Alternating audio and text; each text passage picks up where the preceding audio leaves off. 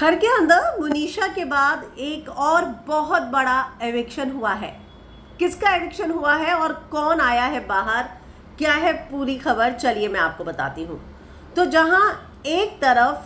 कल रात को घर के अंदर बड़ा झगड़ा हुआ है और ये झगड़ा विशाल और अरमान के बीच में हुआ और थैंक्स टू मेकर्स, जहाँ उन्होंने राई का पहाड़ बनाने की कोशिश की और थप्पड़ भी किसने मारा,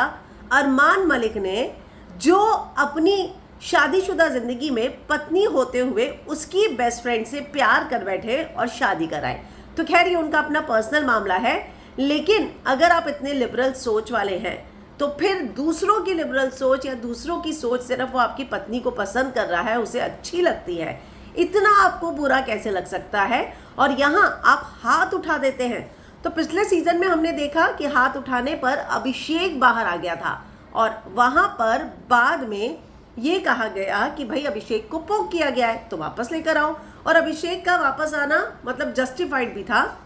लेकिन यहाँ अगर मैं बात करूं तो जिस तरीके से अब देखने को मिल रहा है उससे एक बात तो साफ है कि यहाँ जो है अब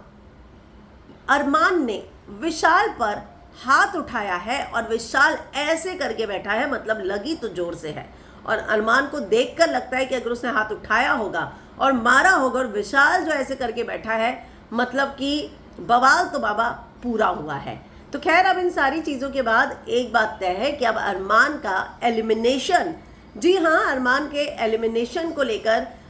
यहाँ पर डिमांड की जा रही है और सब कह रहे हैं कि नहीं, यहाँ अरमान को निकाला जाना चाहिए क्योंकि जो चीज़ उसने की है वो जस्टिफाइड नहीं है, उसको बिल्कुल भी सहन नहीं किया जाना चाहिए। और अगर अभी आपने अरमान को रख लिया, इसका मतलब ये है कि आप फ्यूचर में बाकी लोगों के लिए भी ये एग्जाम्पल सेट करेंगे कि आप फिजिकल वायलेंस करके भी घर के अंदर रुक सकते हैं। तो हुआ तो बाबा बहुत गलत है, लेकिन यहाँ पर मेकर्स को तो शांति मिली होगी, टीआरपी चाहिए थी, आ गई। अब किसी के थप्पड़ मारने से आई हो, किसी के थप्पड़ खाने से आई हो, किसी के कैरेक्टर की धज्जियां उड़ाने से आई हो, मतलब तो टीआरपी से था और वो जो है मुझे लगता है कि आ ही जाएगी।